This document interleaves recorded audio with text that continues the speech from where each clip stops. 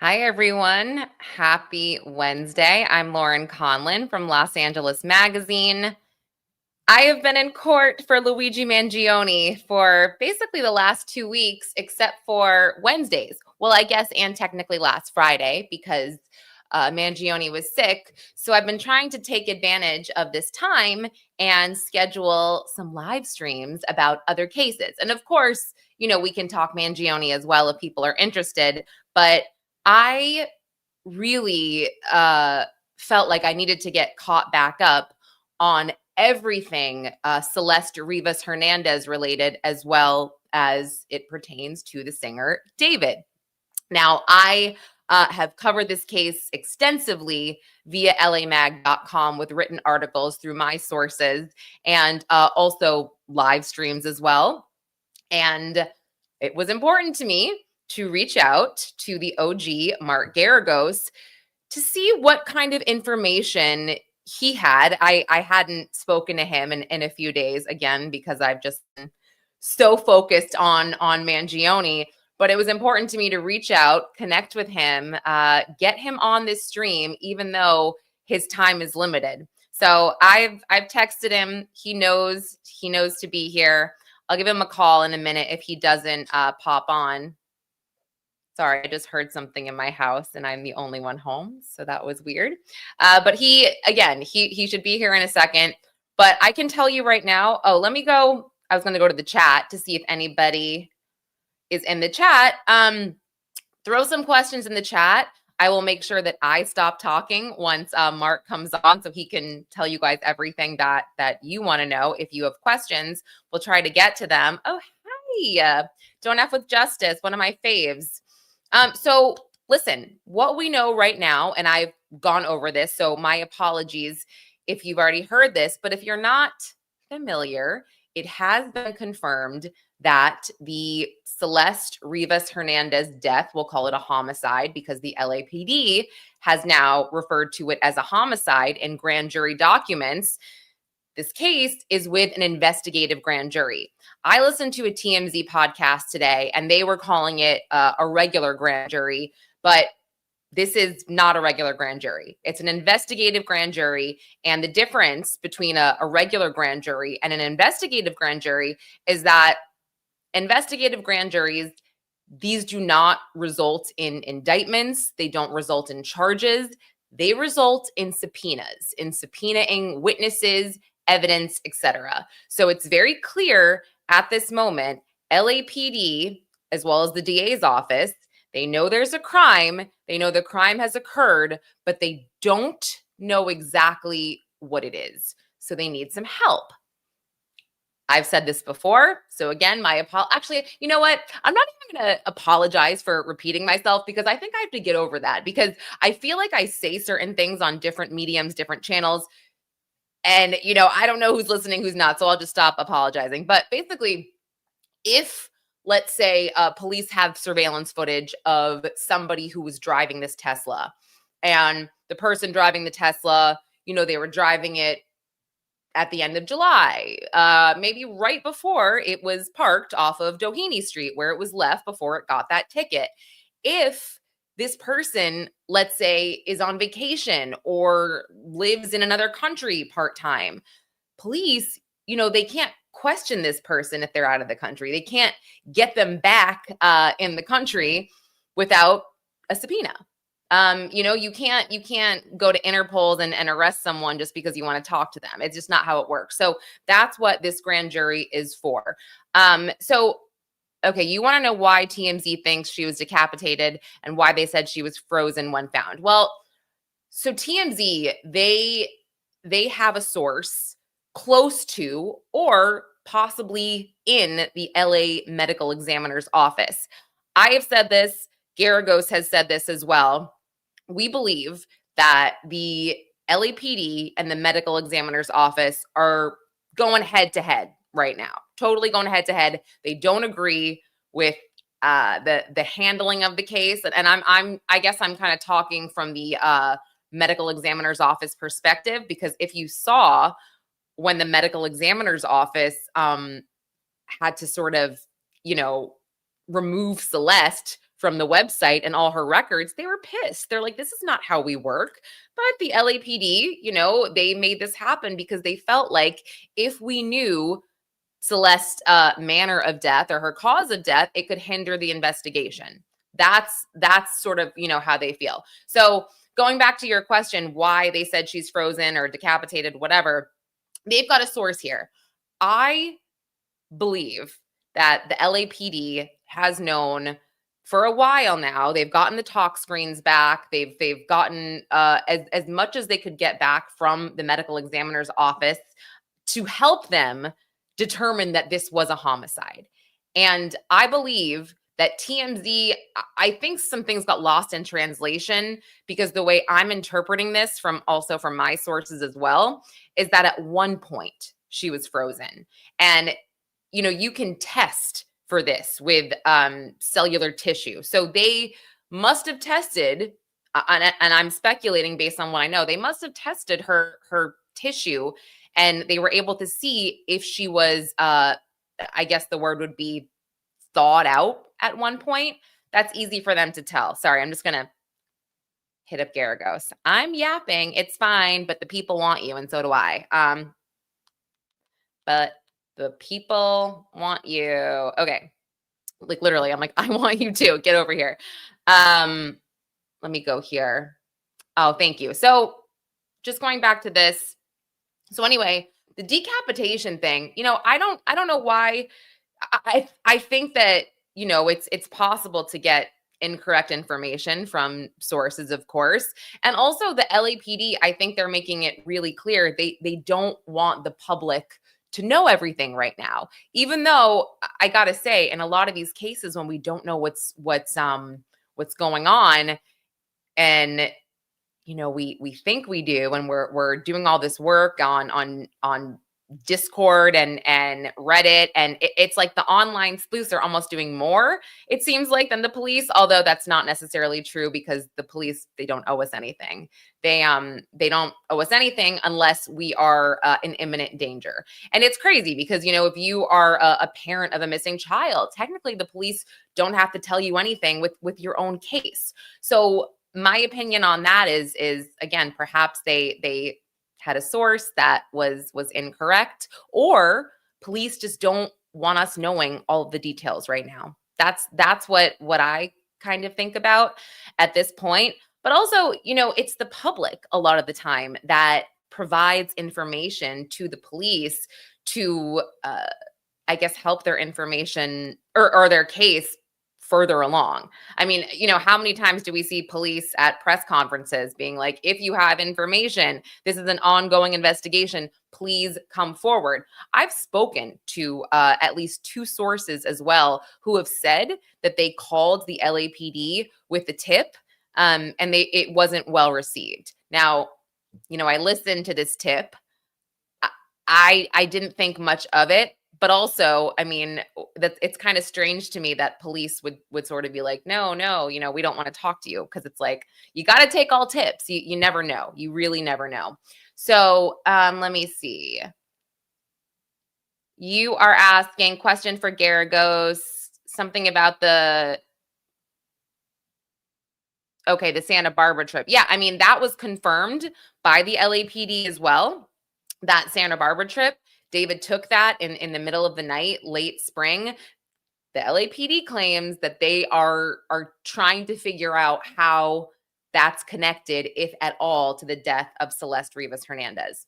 So, we don't know anything there. And I was going to wait to say this for when Geragos jumps on.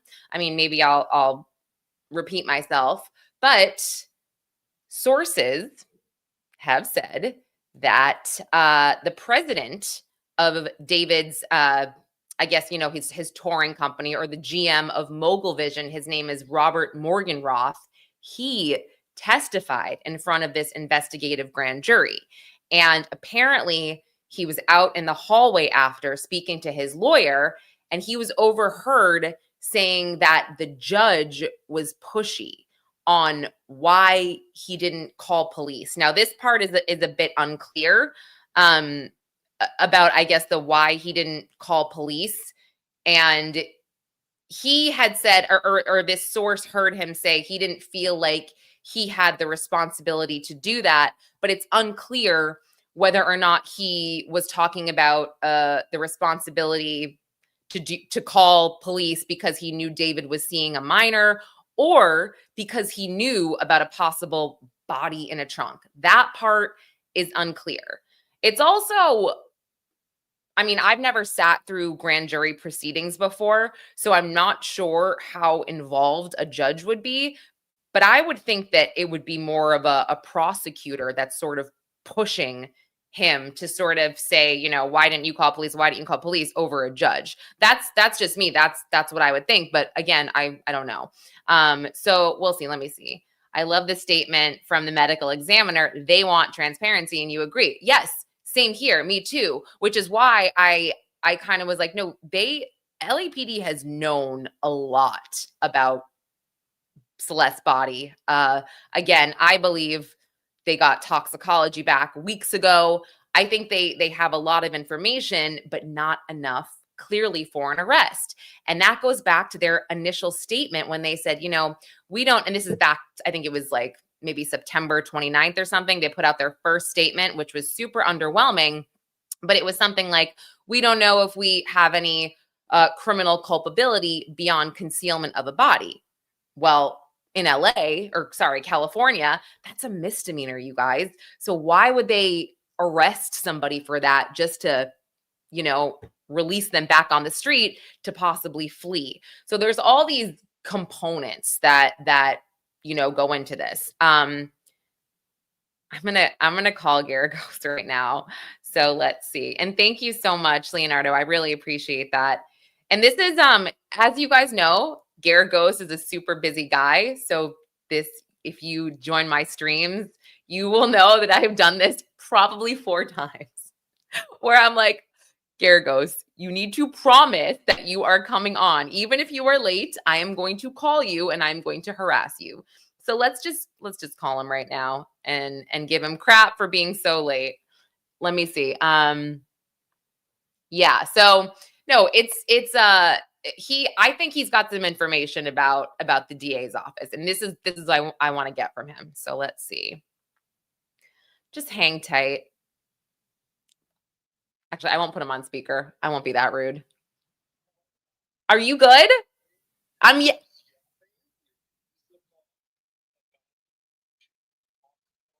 It's cool. It's cool. I'm actually live on the stream now. You are not on speaker. Don't worry. I just told the stream that I'd call you. Yep.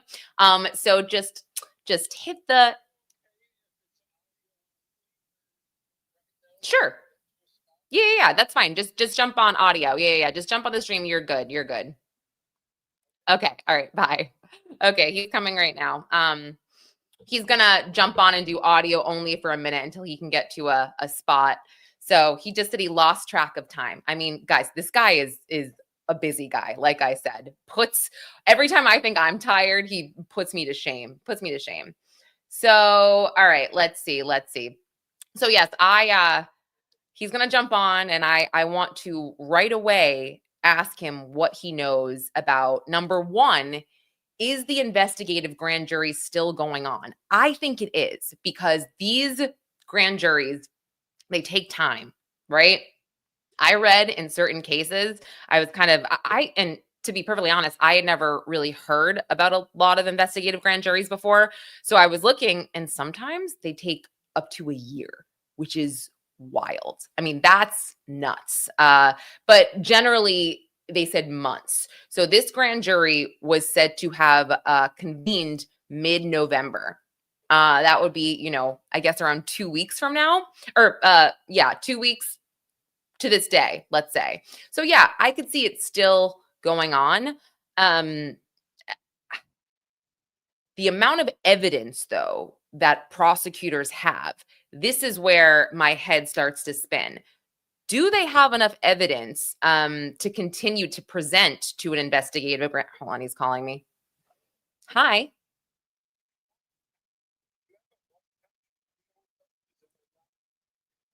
Really? Oh my gosh. Okay, that is so weird. You know what? Why don't I just put you on speaker right now? I'll put you in the microphone if you want to do that until I don't know what you did last time, but hold on. All right, let's put Mark on speaker. All right, I'm going to put him all the way up. All right, Mark, say something. Mark is here. I apologize. I was actually having somebody give me information on the grand jury on a case that you're very interested in.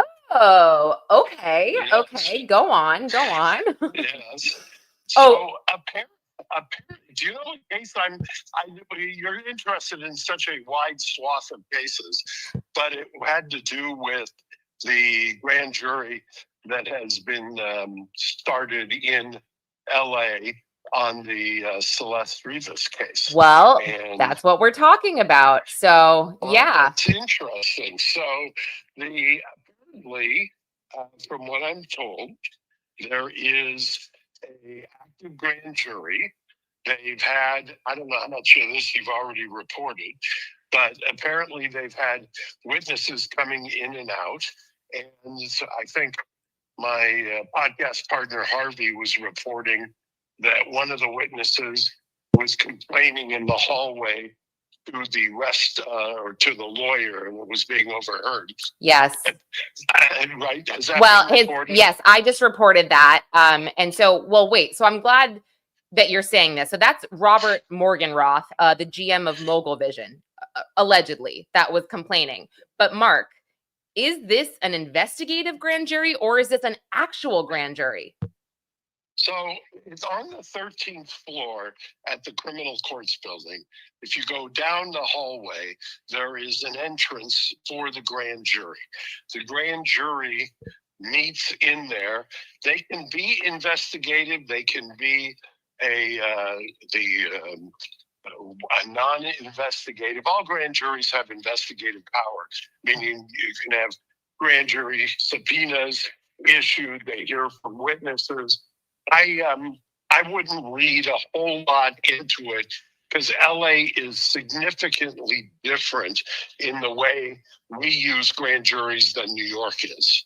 New York generally is more the federal model where grand juries can do the work instead of what's called a preliminary hearing. In the state court in California, almost all cases after an arrest and a filing goes by way of a preliminary hearing. But I guess my question is that my statement is an investigative grand jury cannot result in charges or an indictment, but a regular grand jury can. Yeah, but in this case, don't get mad, Lauren. It ends up becoming a distinction without a difference. Well, because, for instance, if the DA is using the grand jury, the cynic in me would say that the reason they're using the grand jury is because they're more interested in trying to figure out what's happening without public scrutiny and trying to identify who, if anyone, is liable. And the reason that they're probably doing this, like I said, I'm just hearing scuttlebutt. The reason they're probably doing this is because LAPD is at a loggerhead or at odds with the medical examiner. And that's what's really going on. That's driving everything. Wait, that's wild. Yeah, it is. It's very wild. People were saying, weeks ago, I was saying there's something out of the ordinary here. And I was saying it publicly because you never, in my experience, doing this over 40 years, see a medical examiner basically trying to be transparent and law enforcement at odds with that. My interpretation is that the medical examiner is not singing the same tune as the LAPD.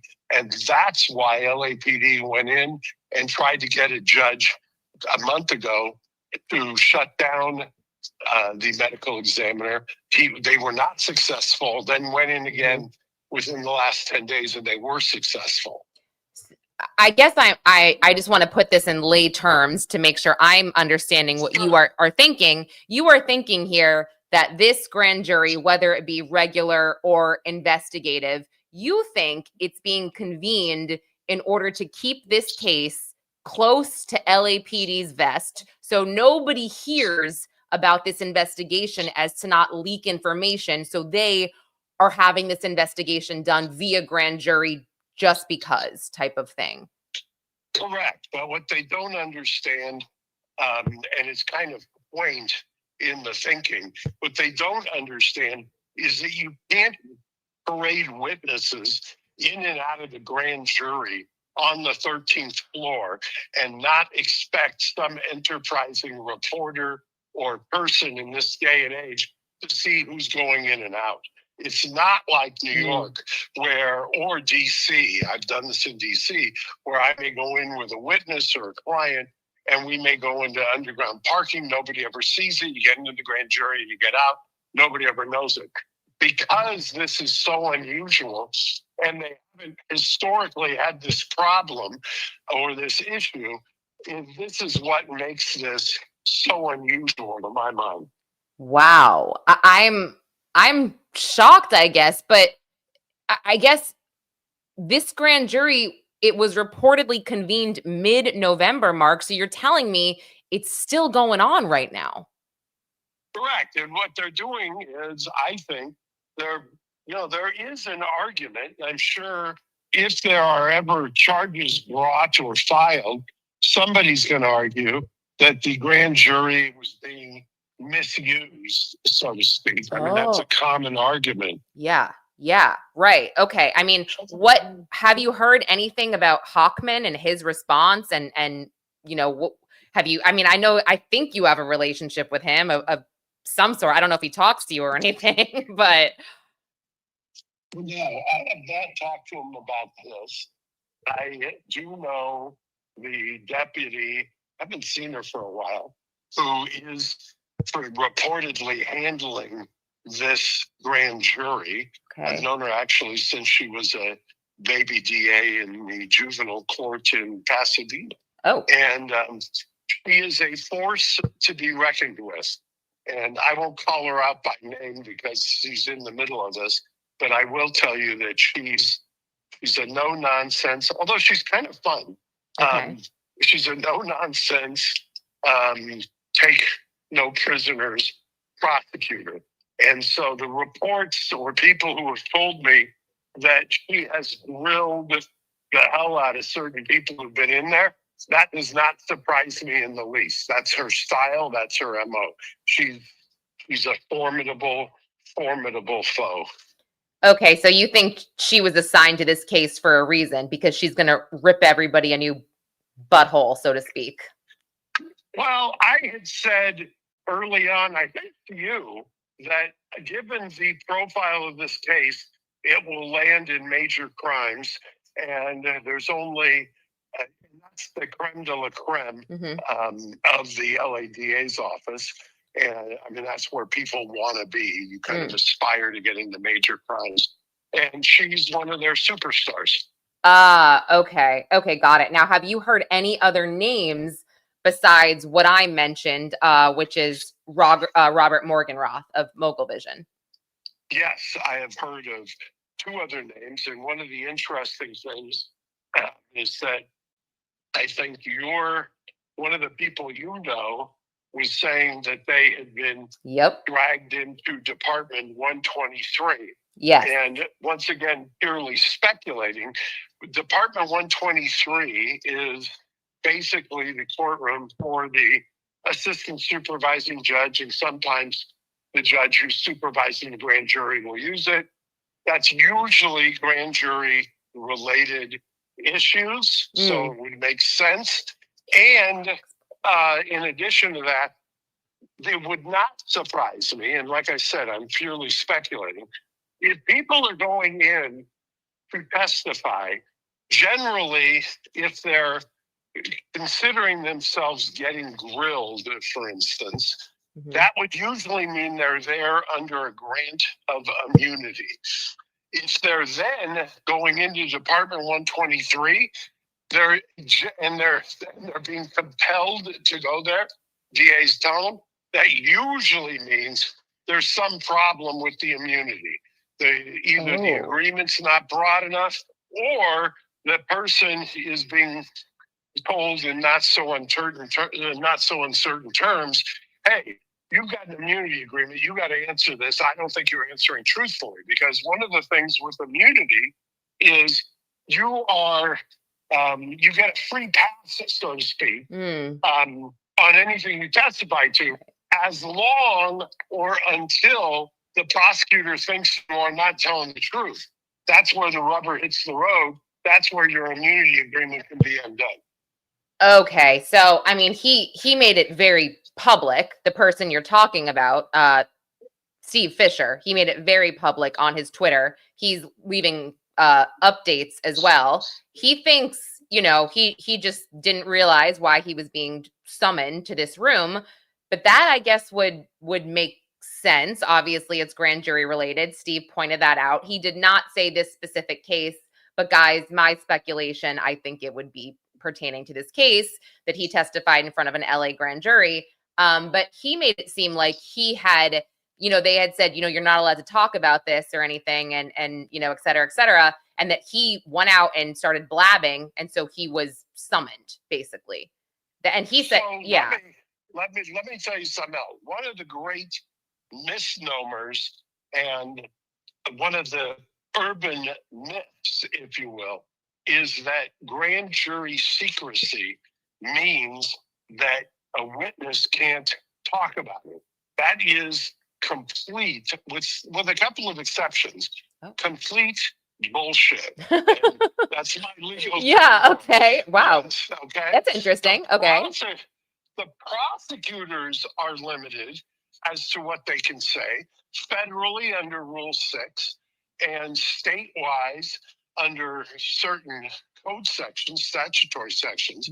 But the witnesses aren't. You can't tell a witness, I'm coming in, you're coming in here, I'm going to testify, and you can't talk about it.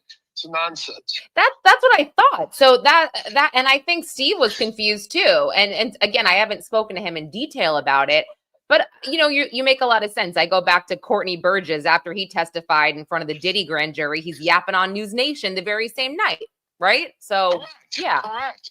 And by the way, there were, to my point about the misuse of the grand jury, there were a lot of people, myself included, who were complaining that the grand jury was used inappropriately in that case. Of course. Yeah. And I totally get it, because you had a lot of people yapping. But okay, so wait, so that's one. So we've got two people now that we are surmising, or, I think there's actually more. I think there's four. Well, what do you, hello? Oh, yeah. Okay. Sorry. So do you have a third name that you can share that you have seen, or? Well, it's not that I can share, because I think that would probably betray who I was talking to. Okay. But fair. I don't think it's surprising. Okay. I mean, is it Josh Marshall, the manager? I feel like it would be him. I saw that on Reddit too, but I wasn't sure where this person got the information from. Yeah, I won't. I'm not going to play 20 questions. I just said Stop being a lawyer. Just like, God. Kudos to you for trying to get me to do it. Yeah. Okay. So this is definitely different than what I had originally thought. What we all, even the LA Times, had originally reported. I mean, the way that we thought this, Times, Was that a James Quealy article? I believe it was James, correct. And look, Mark, they only knew. Can you hear me? Yeah. Okay. They only knew about this grand jury because they received received the document of the LAPD. That the document about the, keeping Celeste records sealed. And at the top of that document, there was a grand jury number. So the LA Times was like, oh, okay. And then they did some digging, and then this is what they came up with. So it just, it's just different than what I think we all thought. Yeah, James is good that way. He's got a pretty good handle on the courts. That's why it would be him figuring it out in that sense makes quite a bit of logical sense to me. But you're too young to remember, but back in the day, the LADA, and it's funny because I've often compared the current DA's office to being very similar to, I famously during Menendez kept saying it's the 90s and they want their DA's office back. Oh, funny. God. This happened during the 90s with OJ. In the OJ case, they went to the grand jury. There was all kinds of shenanigans involved with the grand jury, and they ended up going to a preliminary hearing, which is the standard operating procedure. But, institutional memory is short. That created all kinds of problems for that case, which ultimately led to an acquittal. And it's kind of ironic that fast forward, as we're complaining that it's a return to the 90s, that arguably they're making similar mistakes here. Yeah. I mean, do you think they have a reason to call members of Celeste Rivas Hernandez's family? Is that typical for a case like this, or I guess a grand jury case like this? I can think of a number of different reasons that you do this for a grand jury. If you wanted to have people build out a narrative for the grand jury as to who she was and kind of where she was in her life, I understand it. Okay. You also arguably could be creating a timeline. So you could call in witnesses and you would say, okay, you're a mother, brother, sister. When was the last time you heard from Celeste? On what date? How did you hear? What did she tell you? Those kinds of things can come in. They may not be able to be admissible in some instances later on, but certainly for purposes of the probable cause proceeding, you might be able to get it in and say I'm admitting it for a non-hearsay purpose. Okay. And do you think that law enforcement, I know that they have to verify all of these weird videos and photos floating around the internet of David and possibly Celeste when she was 14 years old. I mean, I'm assuming that those videos are being shown to a grand jury as well. I mean, I just keep thinking like they searched his home, they obviously searched the car, but how much of his I guess his devices do they have? How much, you know what I'm saying? Like, what do they have to show a grand jury when it comes down to it? Well, this is what I do know.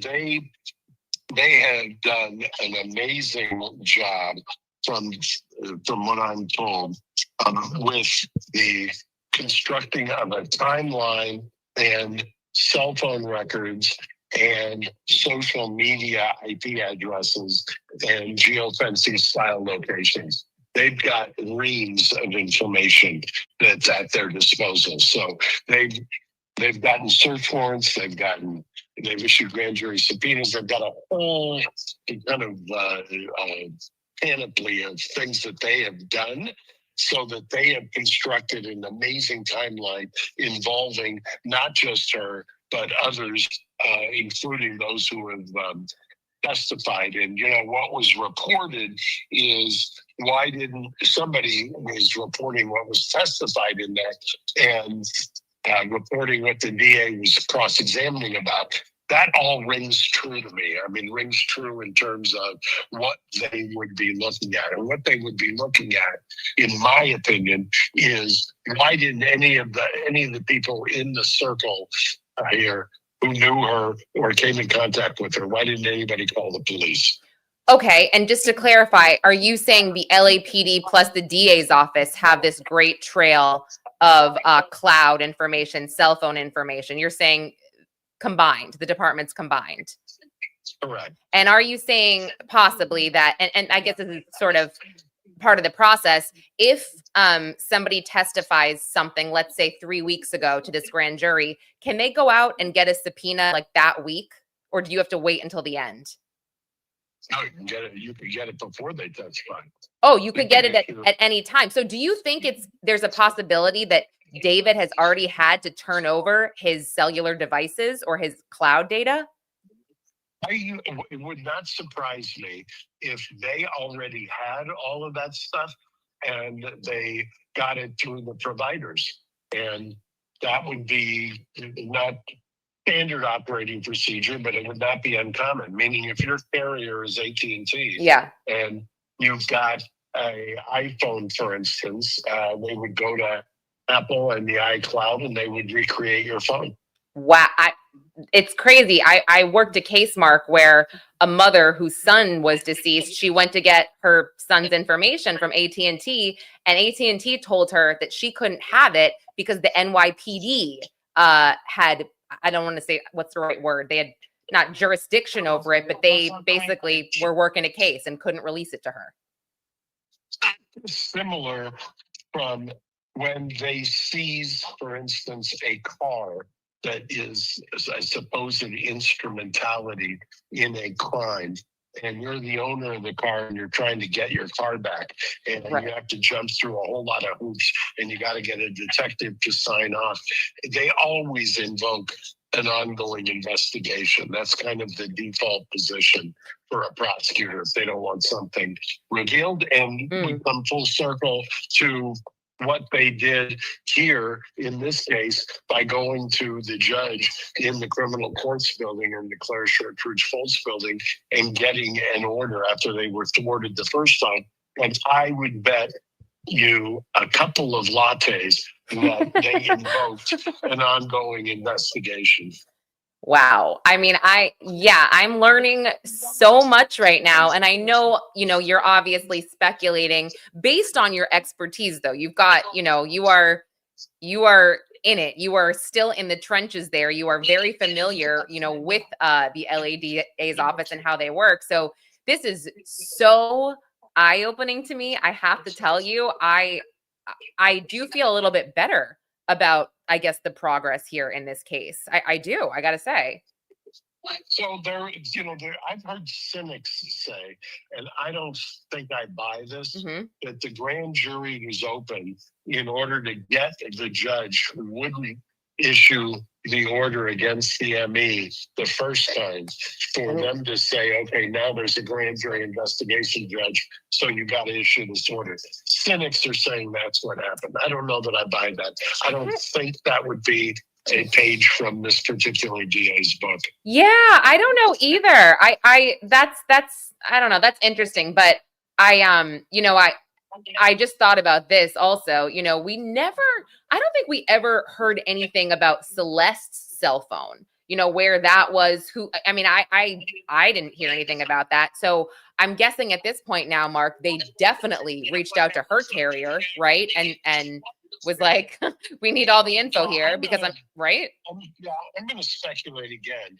If she had her own dedicated phone, she was a minor. That gives her parents rights. And if the parents were cooperating, they would have had it early on. If she had a burner phone or a prepaid phone, then that makes it a little more difficult for them. Yeah, I'm speculating, but I kind of thought maybe David bought her a cell phone if they did, in fact, have a relationship and he paid for it. But let's also remember, like, a burner phone can also be like an old iPhone. It doesn't have to be some weirdo flip phone from the 90s, Correct. Yeah, you could still get info.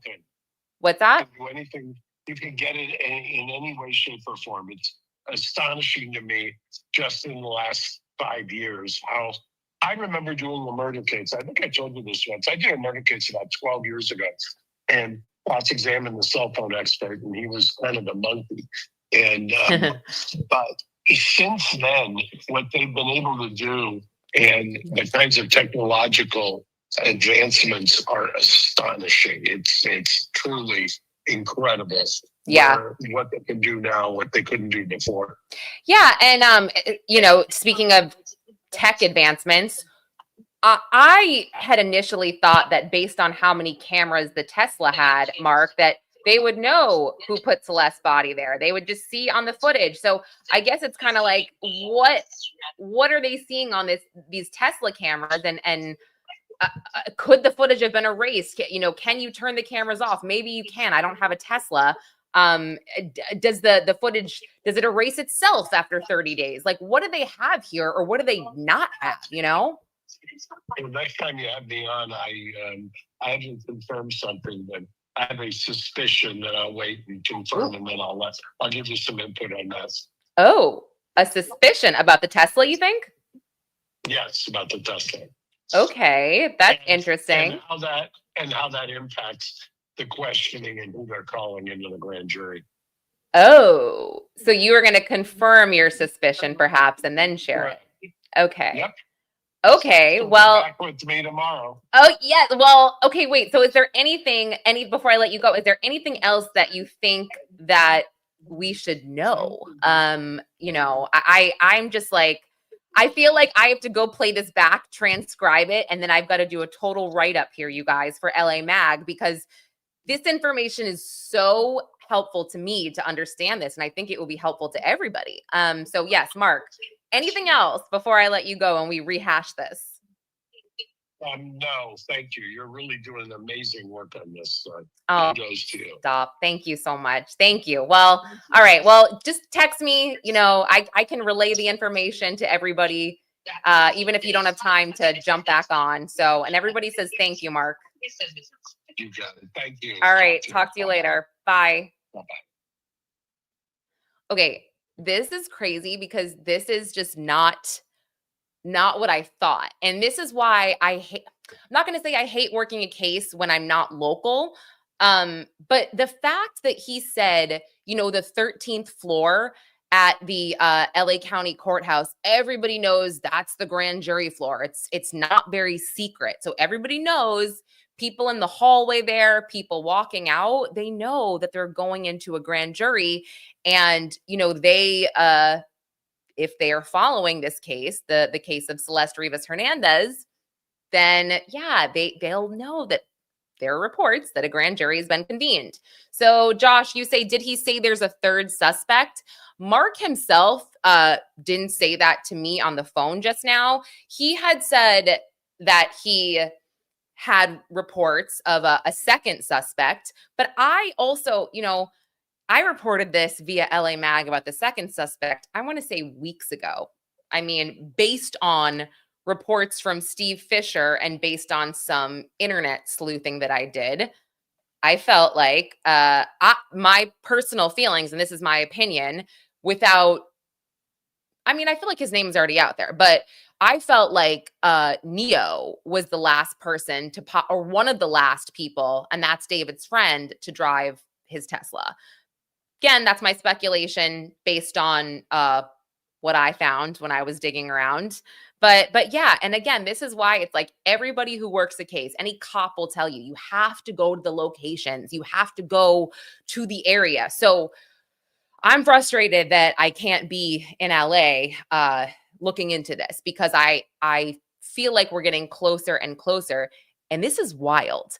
I think, you know, as tragic as this is, I mean, you've got a 14-year-old girl whose life was cut short, and she was found in the most horrific manner, the most horrific way a teenager could possibly be found. It literally makes me want to cry, because you're just like, I feel like we talk about this case and we don't humanize this little girl as much as we should. So you've got that aspect of it, the truly just diabolical aspect of the fact that somebody thought her life was not worthy enough to, you know, to either A, get help, B, bring her back home to her family. What were they going to do with her? What were they going to do? So all of these things, it's somebody here is so diabolical. I don't have the words. So I think that on top of everything, on top of that, the fact that the LAPD may not have enough information for an arrest, and they have to take this route while they're at odds with the medical examiner's office, and they have to take the route of, let's let a grand jury investigate this somewhat secretly because we don't want information getting leaked. That makes it even more diabolical. I feel like Vinnie Politan saying that word over and over again. I really do. Yeah, it's just like, sorry, do I have a clip? I'm getting worked up and hot talking about this. But I just go back to the beginning of this case. You know, we did hear certain things from her family saying, oh yes, she was dating a David. We heard from her brother. She apparently was at the movies with a David, one of the last days that she was seen, or when she didn't come home. We have, you know, there's just a lot that's changed, a lot we've learned. Okay, so I don't know, Catalina, did you just get here, Catalina? Because what I had just said to Geragos on the phone, I know, thank you, hot flashes. What I had just said to Geragos on the phone was, I don't understand why this case couldn't be open and shut in front of a grand jury if they have 9 cameras on a Tesla and the grand jury's looking at footage from this Tesla. Wouldn't they be able to see who drove it when, who drove it last? I don't own a Tesla. I don't know if anyone in the chat knows. I know that you obviously can erase footage, but can it be, can you set some kind of timer where it's deleted every 30 days and, you know, whatever? I don't know. I'm not sure. So I know that, I know that the street surveillance camera in the area off of Doheny Street and all that stuff, I know those are set to like every 30 days, I believe. So, I mean, okay, if he didn't pay his services, that would be crazy. Pay your bills, David, if you didn't. I would think, but then again, I mean, the interesting thing is here, was he trying to just like let this Tesla, like, as I say it, it doesn't make sense because obviously a Tesla, a car is registered to you. So people would know that this is his car. I guess my brain was going like, you know, he's just leaving it abandoned. Did he just want to, you know, did he just want it to go to the tow yard? Did he want it to at some point get crushed somehow? Did he want it to get, I don't know, but you know, it didn't really make much sense because yeah, it's registered to him. So what I found to be very interesting that Mark said is that they probably already have David's cellular information. They probably already have his data, his iCloud from his provider. That's crazy. That's crazy. I believe that. Now I'm like, okay. And I also did not realize that a grand jury can subpoena as the proceedings are happening.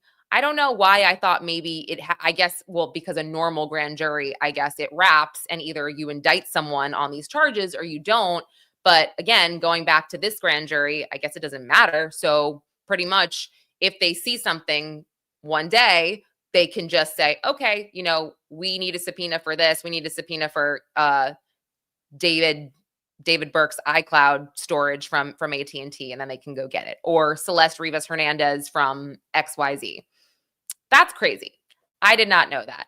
So when people delete stuff, I think that everybody should know at this point that maybe like a regular department, you know, I'm in New York, the NYPD, if I go and I give them my phone and I'm like, oh, by the way, you know, I deleted all the correspondences between myself and so-and-so, they're going to say, oh, okay, cool. But then they're going to get some kind of forensic expert to go in and extract all of that. They can find it anyway. They can pretty much find what they want. So yeah, it's man, I don't know. The fact that David also, oh shit. I wanted to ask Mark about Blair Burke, David's attorney, and why he thinks that she hasn't spoken out yet to, I don't want to just say the media, but just put out any type of statement. And I think I was talking to academics, or not, I know, I was talking to academics the other week, and he was like, well, I feel like he kind of was in the camp of, he thinks it's smart that David didn't put out a statement because he said once you put out one statement, every time something breaks or some news in the case breaks, he thinks that you have to put out, you know, another statement, and then another statement, and then another statement, just sort of detailing, you know, your thoughts on all of this. And I said, I don't think that's true. And he brought it up like Diddy, you know, for example, where Diddy started denying different allegations in civil suits. And the ones Diddy stopped denying, people were like, wait, well, he didn't deny this. Why did he only deny that? I don't know. I mean, I think you can put out one statement, David, and at least, actually, I don't know. This is why I'm not a lawyer, right? I'm sitting here talking to you guys on YouTube and I'm like, she should have put a statement out. No, because I guess it's like, I don't know, can you guys hear the sirens outside? I always just wonder the background noise. Do you hear that? It's loud. No, but I always, I just, yeah, I just wonder. But I wonder if he says something. Oh, you don't hear it, MJ? Okay, great. Okay, thanks, Miss Jams. Oh, Josh, you hear it. Jamie, you hear it, not loud. That's interesting. But I guess it's like, if he would admit to knowing Celeste, I guess that could implicate him, in a possible relationship with a minor, which wouldn't be good. But it's pretty clear that he knows her because she was found in his trunk. Just saying. So yeah, I guess sure he has his reasons, but it's crazy. I mean, going back to what academics and I talked about, how I think certain things are weird and he doesn't. I also kind of said, well, David's actions, he canceled his tour. He postponed his Withered Deluxe album. He moved out of his house in the Hollywood Hills. He transferred his homes in Texas to his mother's names. I mean, and he's in hiding now. So are those the actions of someone who is completely innocent? I don't know. I've never been in this situation, right? I don't know what you're supposed to do. I have no idea. That's why I can't really judge. But then again, if you didn't necessarily cancel a tour after a beautiful young girl's body is found in your frunk and you go about your tour, how does that look? Or again, would it have eased any of our minds, any of our heads, if, let's say, this news broke and David made a statement? He's on tour and he makes a statement and he's like, look, this is crazy. I knew her. I can't believe this. I'm going to wrap up this week's tour and then I'm going to head back to assist and help in this investigation into my friend who is deceased and found in my car. Would we believe him? I don't know. What do you guys think? I'm just curious if he did that, would it be better? But going back to what Mark said, and guys, you better believe after this stream, I am downloading this audio. I am going to transcribe it, and then I'm going to put it in writing for a piece for LA Mag, because I think he dropped some Easter eggs that are sort of going to help our minds, I think, when it comes to where we should be thinking in terms of the investigation and why LAPD, why they are making certain moves right now, why the medical examiner's office is making certain moves right now. So, okay, and let me see. It says, it would be crazy if he's innocent. That would be the biggest setup. I mean, I think I've gone back and forth too, just based on certain things. I think like when he hired Blair Burke, I kind of was like, well, she is a fixer almost. She's tried, I think, 1 or 2 murder cases. She lost one last year, but she's not like this big LA murdery lawyer. I don't know, whatever. You guys know what I'm trying to say. She's not, I don't know. She's, yeah, she represented Harvey Weinstein for his DUI, Nicole Richie for hers.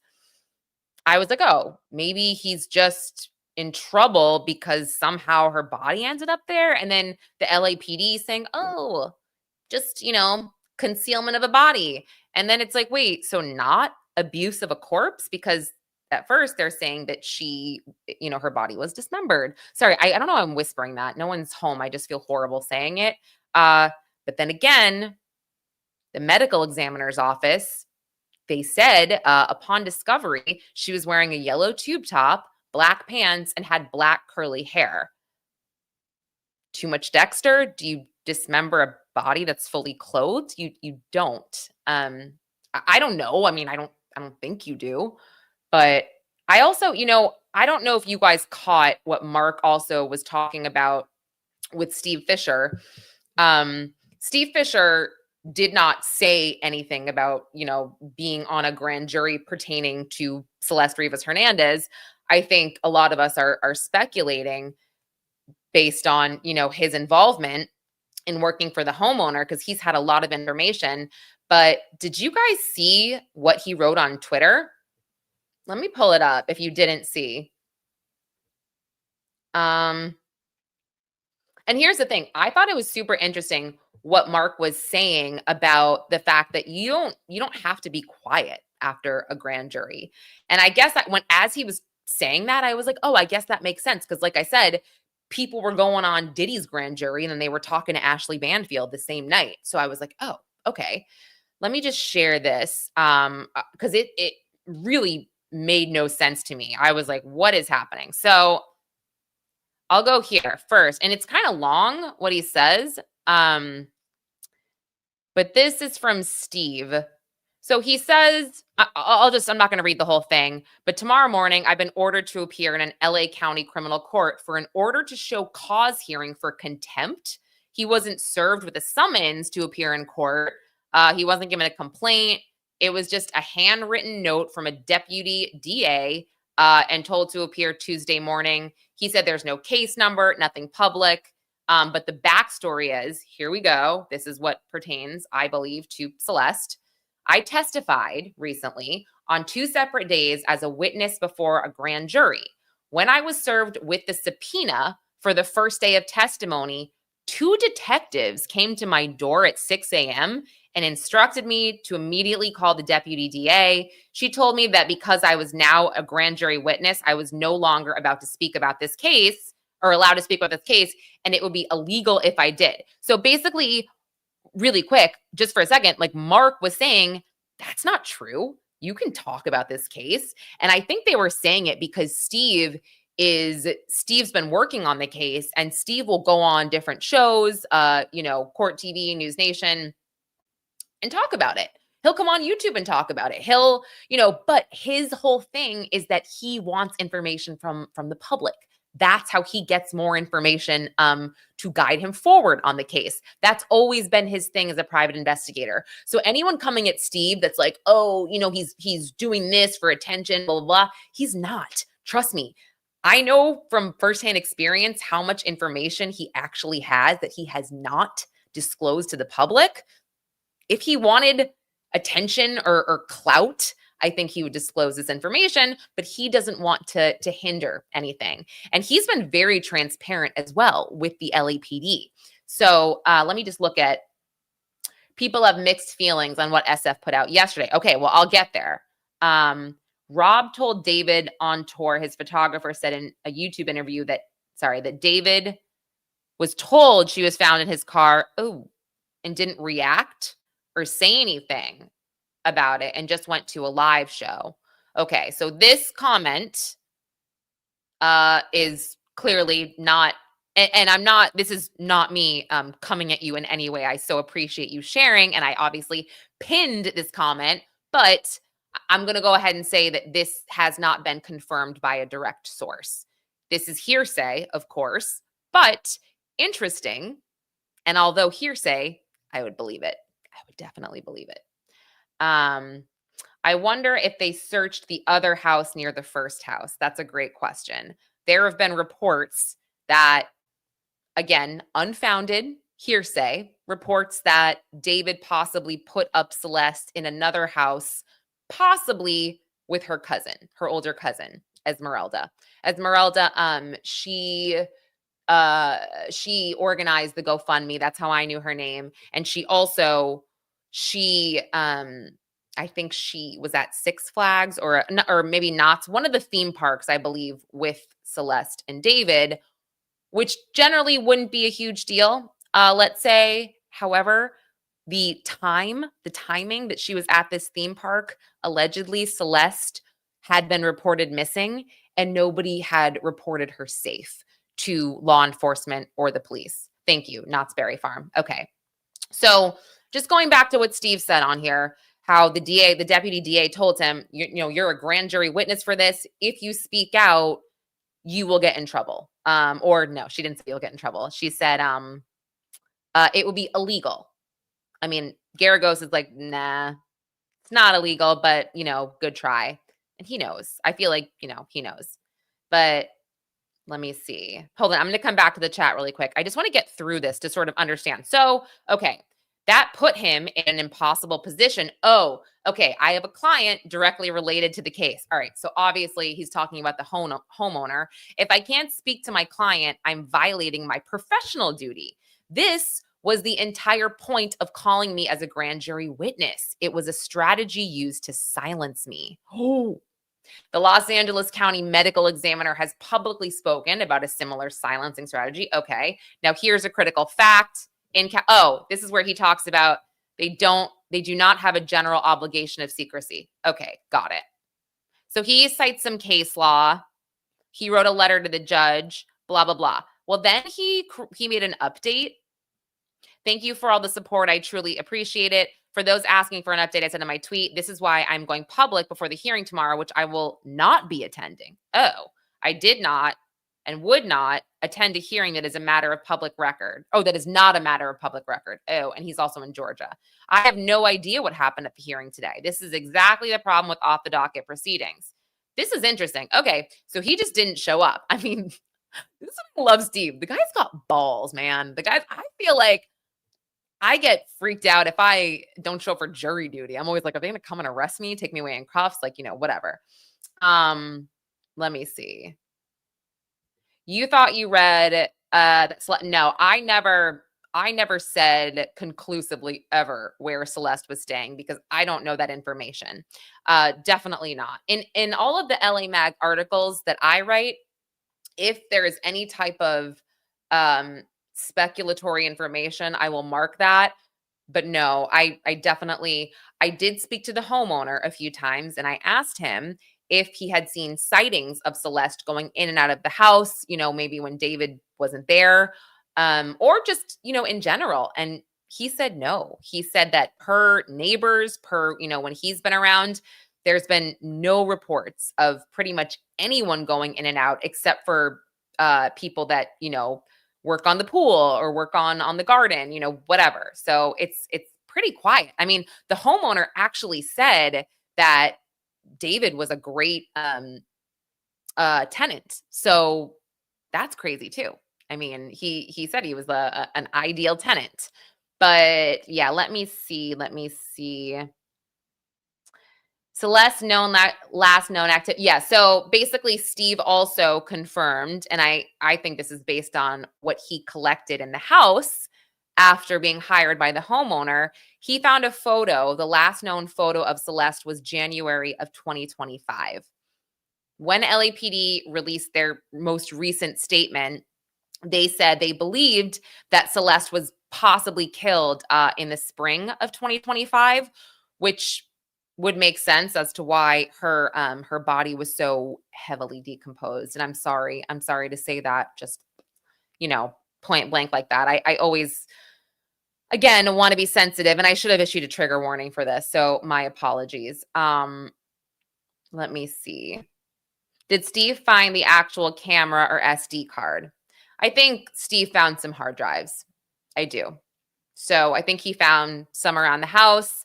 I think he found some things that David possibly ordered, but, he didn't really disclose what those were. And of course, the media game of telephone, it's like this and that. And it's like this. He found farm tool.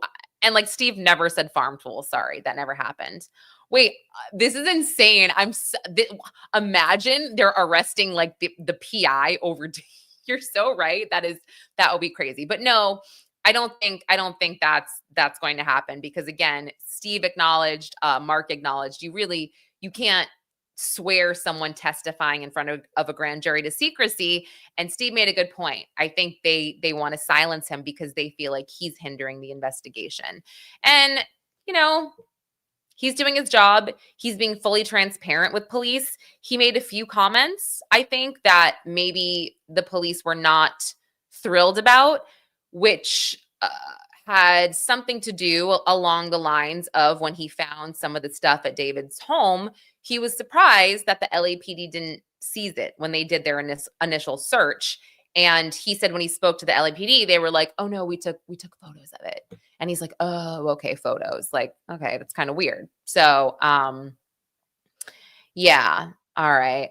Let's see. I know. So I'm trying to think if there's any other information, but no, I had spoken with Joseph Scott Morgan, who is a forensic death investigator, and he was the one that told me that the medical examiner's office, like, again, if she was ever frozen, they would know that based on the testing of her tissue. So the fact that got leaked somehow to TMZ, they thought she was frozen. And look, just let's not go into, oh, of course she wasn't frozen upon being discovered in the back of a Tesla in a trunk, right, for X many months. Obviously, we know that.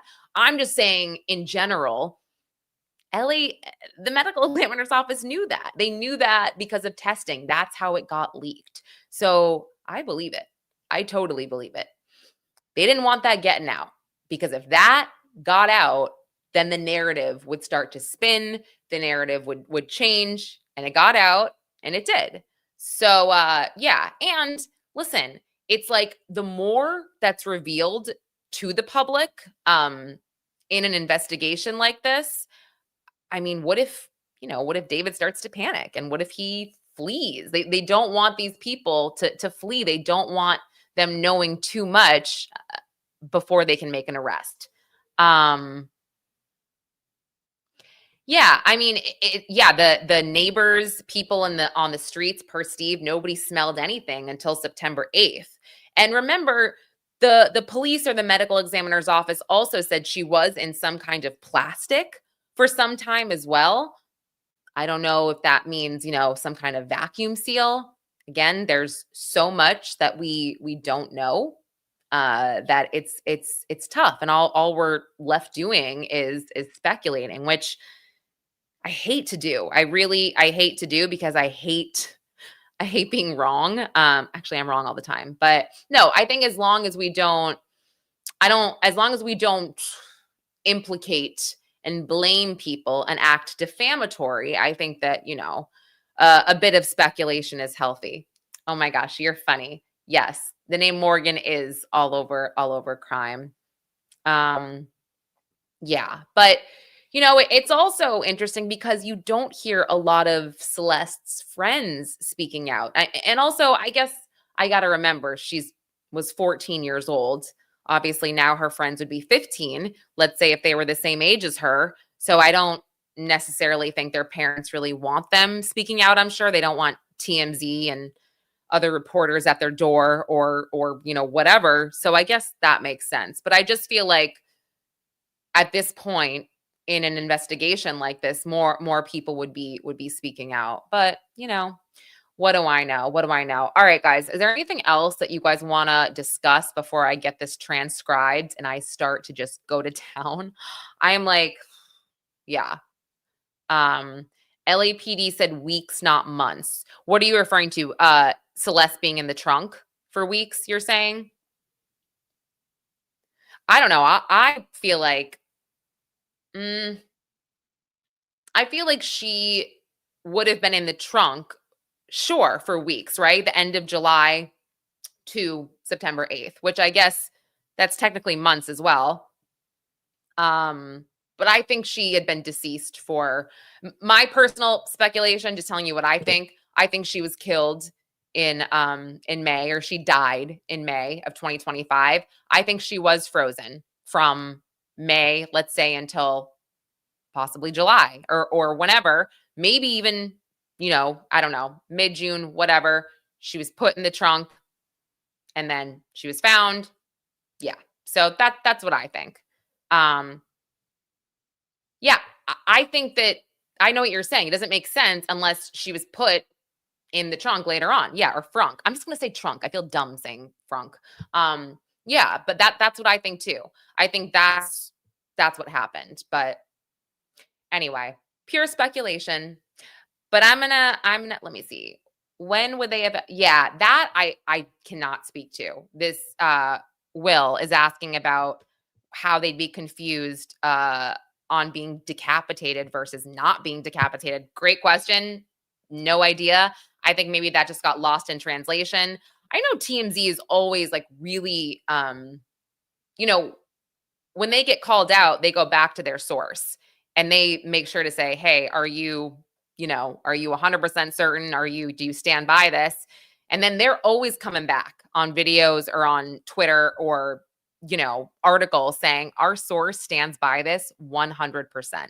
So I don't know how this got lost in translation, but I actually don't think they came back and said they stand by the decapitation. They definitely stood by the frozen thing, though, for sure.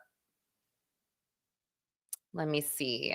Yeah, Josh, we don't know if she was definitely dismembered or her body was so badly decomposed that it fell apart.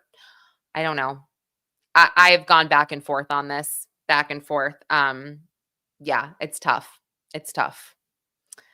TMZ is messy. I mean, they've got great sources. Regardless of whatever you think of them, they've got amazing sources. They've got amazing resources, and they're on it. They are. Did she have all her organs, or I don't know. I mean, there have also been reports that say that her cause of death will be deferred, which would be tougher to deem her death a homicide, which is not true. You can still deem a death a homicide with the actual cause being deferred. But yeah, they're saying, the state of her body, it was so badly decomposed that we can't tell. So I don't know about her organs. Not sure. I hope we do too. So sad. Like I said, I close my eyes and I see this poor girl with her pretty curly hair and that black shirt and how she's smiling, and she looks so young. And without knowing her home situation personally, I know what I've heard.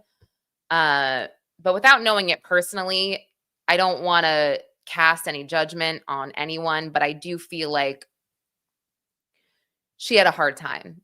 And maybe she didn't get the love that she deserved at home. Maybe. I don't know. I wasn't there, but she looked for it elsewhere. And yeah, my heart just breaks. I mean, she's not the only one, obviously. So anyway, and yeah, it's funny you say that. If any of us had a dead child in our vehicle, we'd be underneath the jail. Yeah, I kind of feel the same way. Yeah, I know. I thought about this too, because the frunk master death is saying that the frunk is smaller than the actual trunk. But, and I hate saying this, trigger warning, we've seen grown men put in suitcases. The Sarah Boone case, George Torres. That bitch put her boyfriend in a suitcase, okay? Didn't cut him up. So we've seen stranger occurrences there, just saying. But I agree with you. It's smaller. It would make more sense. Totally agree. I would, yeah. Well, so I asked this too to Geragos. He said perhaps they would be there just to say, the last time they saw her, the last time they spoke to her, just facts like that they could possibly be there for. He's not sure how admissible those facts would be, but sure, they could be there. Yeah, let me know if anything else, guys. Will they use any of the depictions in his, so I asked that as well. Any of the depictions in his videos during the case? I think so. And that's when Mark said, look, they also probably have his cloud data already. They probably already have a subpoena for that. He just said he wouldn't be surprised if they had it. I should clarify. So yeah. Yes. Thank you so much, Catalina. I appreciate it. Yeah, it can still be a homicide, of course. People saying that, I'm like, okay, it's a homicide. They clearly have enough info now. That's why they're in front of a grand jury. Like, and this is probably the reason also, if the Emmys office is like, we're going to defer this, that's even more of a reason for them to go in front of the grand jury if they want to keep this investigation secret, which it sounds like they do. So, okay, fair enough. Fair enough. About the suitcase being bigger than a Tesla trunk, only 5.6 cubic feet. I'm an idiot. I don't even know what a cubic foot is. Let me just look that up. How long is a cubic foot?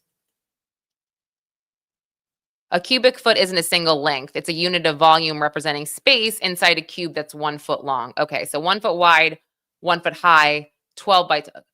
What? Why is this confusing me more? Yeah, didn't think I was this dumb. Okay. All right. So yeah, it's a unit of volume. Okay, that makes more sense. It's not totally specific. It is just a unit of volume. Okay, got it. All right. I'm so glad you like the stream. I'm going to try to do more of these. Like I said, I've been in Luigi Mangione hell inside Manhattan Criminal Court for the last 2 weeks. I think I am fine. I'm exaggerating. I think I'm just being dramatic because I wasn't expecting these hearings to go on for 3 weeks. They're going to last I thought they were going to last 3 days, the Mangione suppression hearing. So I'll be back probably for a stream. Let's see, most likely next week. I'll try to get in before, but also we do daily podcasts every day. Or I do the daily podcast right here. So catch those. I will definitely, like I said, do a daily pod and on this case. I'm going to do one on this case for tomorrow, as well as a write-up based on what Mark said. And I'm going to go dig around with my sources as well before I get all the information out. Okay. So I think we're good now. I think we're good, guys. Thanks for being here. If you don't subscribe to this channel, I would love for you to subscribe. Give this video a like. Do all those things. I always feel dumb saying that, but I guess you're supposed to. Let me see. Yeah, and I loved everybody in the chat. You guys are all super respectful and super knowledgeable. I have to say, there wasn't a lot of BS and there wasn't a lot of like unfounded rumors of like her being pregnant and like all the other stuff that I always hear. And hopefully you guys could hear Geragos. I was sort of trying to be like, hey, do you guys hear him? Hopefully you did. So, oh, good. I'm so glad. Thank you to our friend, DJ Academics. He's the best. All right, guys. Thanks for being here. Follow me on Twitter as well at Conlin_Lauren and LA Mag at LA Mag, because that's where I post all of the articles. Obviously, you can go to lamag.com as well. All right. Thanks, guys. Talk to you later, okay? Have a good one.